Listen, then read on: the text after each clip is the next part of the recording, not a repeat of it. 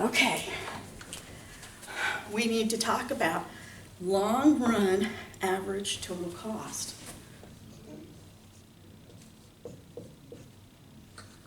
By the way, it is spring break, and I have a guest in here named Sophia. You want to appear? There you go.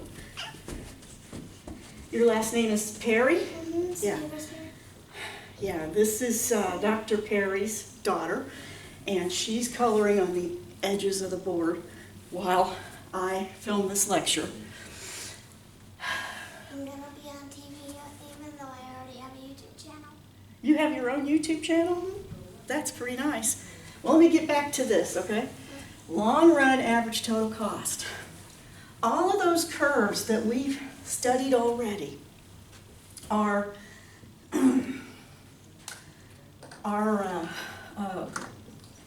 short runs. So when we do these curves, average total cost, average variable cost, and marginal cost, these are all in the short run. We're going to be learning about what the long run is in the next chapter, but I might as well talk about it now. In the short run, something is fixed. In other words, you can't change, say, the factory size. You can change the amount of workers, but you can't change the amount of robotics on the assembly line or something. So something is fixed. You're stuck there, okay? And given that that something is fixed, these are your costs. However, in the long run, you can change your factory size. You can build a new factory, right? So the fixed things are not fixed anymore. But still, there are going to be some things that will help you decide what size factory to build. And different industries have different long-run average total costs. So these are the short-run ones. This is the title of our topic, okay? In the long run, depending upon your industry, there are going to be various average, there are going to be, let me get this straight, various average total cost curves. So depending upon the size of your company, maybe this is 10,000 units, maybe this is 100,000, maybe this is 500,000 on your quantities on this side. And each different size of factory will have its own short-run average total cost curve. So maybe as you approach a certain size, and then as you get to another size, as the company gets bigger, this is 1 million, maybe the average total cost curve that goes with, say, a 10,000 unit factory is way up here, average total cost for 10,000. And for 100,000 factory, maybe there's one around here. I cannot draw very well. I can draw well. You can draw really well. Look at that. That's really good. I love school. And I'm drawing And that's a really good earth. That's very good. But let's get back to this, okay? So here's your average total cost for 100,000 units, and here's the average total cost for, say, 550,000.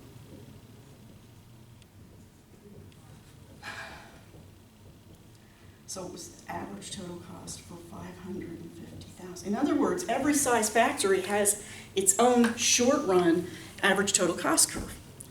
And so what we're going to do is we're going to try and find the factory with the lowest average total cost curves. After we reach this point, which I've got 550,000 there, then we find that the average total cost curves for larger size factories tend to go up. So we would pick a factory with the most efficient size, 550,000.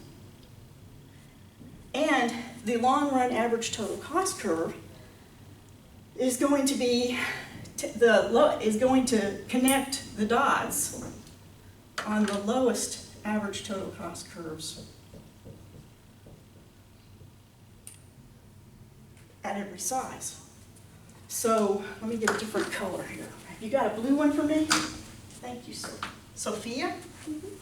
Okay. So you connect the dots, assuming I drew them all consistently, smoothly. And the long run average total cost curve, I'm just going to make it zigzaggy here, just to show where a smooth line should be.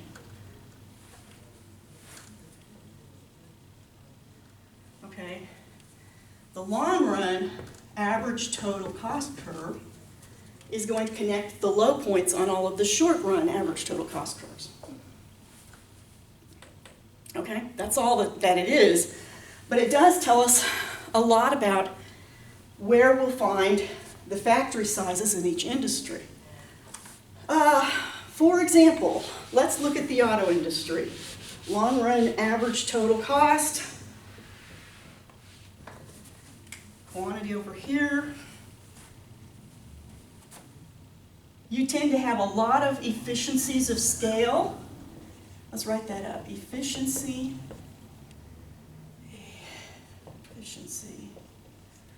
of scale. Sometimes it's efficiencies, I-E-S here. Oops, I-E-S. Efficiencies of scale. Sometimes there are inefficiencies of scale. Well, first of all, this has nothing to do with fishing and scales, fish scales. The scale in this situation has to do with size. How much quantity is being produced by the company, okay? So the auto industry, they have a lot of efficiencies of scale until they reach that point where they're just getting too big to work efficiently. The bureaucracy sort of running the company gets too big, or running the car parts from one end of the factory to the another starts being an onerous task, or something causes it to start being, as the size of the company gets to a certain size, it just suddenly becomes much more expensive. And that's why in our country, whether it is Japanese or Korean cars being produced here, or whether it's Ford, Chrysler, GM, there's only so much room for so many car companies or car factories. And once we, well, I'm actually saying this sort of backwards. Let's put it this way. There's a certain amount of demand for a certain quantity that exceeds the minimum optimal size of a car factory. So we may need 5 car factories, but the optimum size is smaller than the total demand, so we have several companies. You don't have one company that just becomes so huge and the price, the costs keep going down. You reach an optimal size, and this is the long run average total cost. Okay? Does that make sense? Okay, let's try another one. Let's do, hey. You need the blue marker back? Okay. How old are you? 9. 9. My daughter was 9 once. I used to have to bring her to school on spring break and fall break, and when she had to go to the dentist and stuff. Okay, now let's try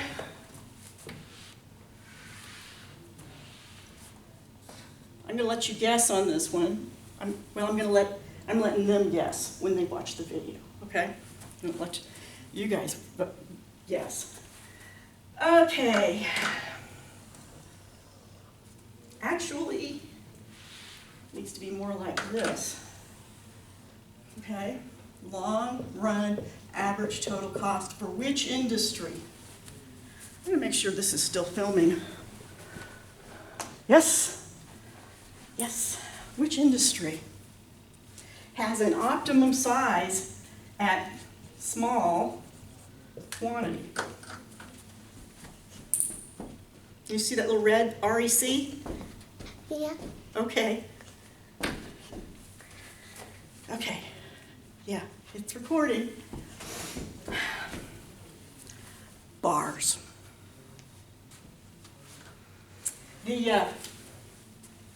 I gave you the answer.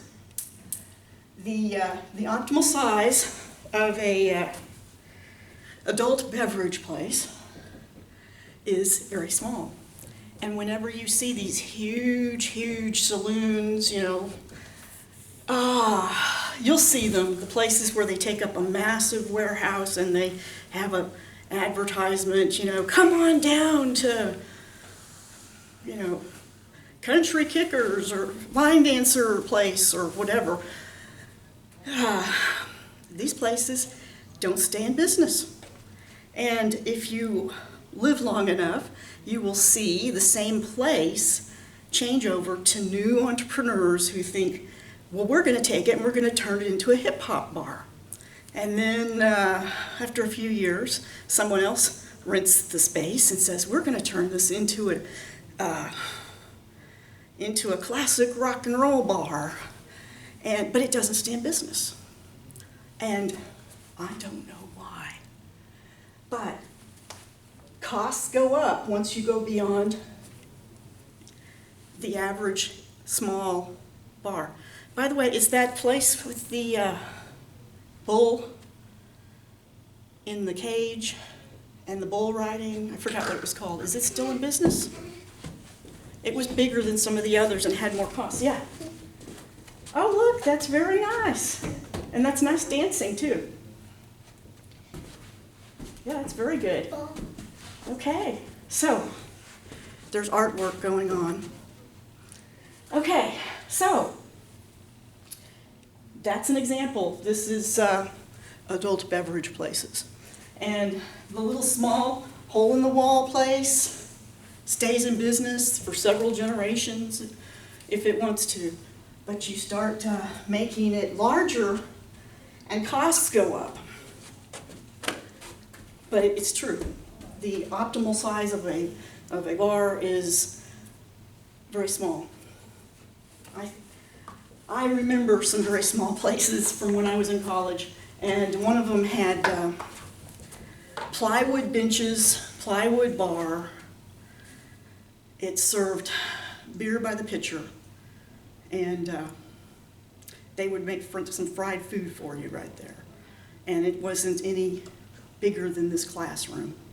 It had been in business forever, and from what I heard, it was making profits galore. Didn't have a lot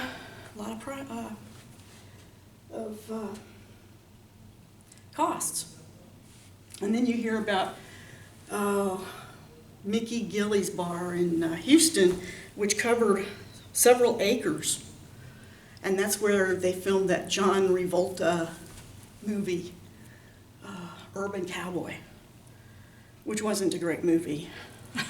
But they filmed it there because it was considered a national hotspot. I mean, in spring break, when you were in Oklahoma or something, you went down to Texas and you stopped at Gilley's on your way down to South Padre Island or something down that way.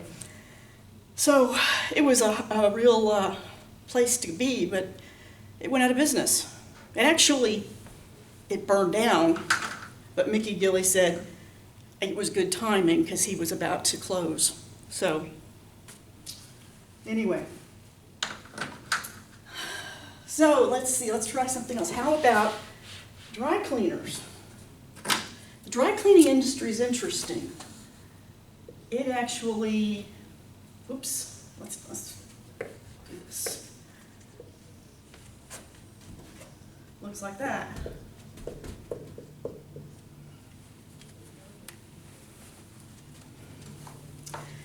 In that case, the optimal size of dry cleaning companies can be really a small mom and pop place, or it can go all the way up to being a massive place.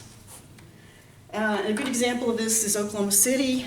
I worked on my PhD in Norman, Oklahoma, and I lived in Oklahoma City 4 or 5 years. And there was a big downtown dry cleaning place with a dry cleaning tower where you could see where they would take these clothes that were hung up and run them up. It actually had an angle to it, or run them down, I don't know, but they were actually running them through massive, super efficient dry cleaning facilities that didn't cost much to run once the place was built. And then they would put the dry cleaning in vans and ship them out to all of these little strip malls, and literally these dry cleaning places would not be much wider than the area you can see in this camera. You would have a door, and it would have a line of dry cleaning, and it would have somebody at the desk to take the dry cleaning, and then these vans went back and forth all day long, taking it down to get it run through the efficient machines and then running them back. But they could not do their dry cleaning cheaper than the little mom and pop place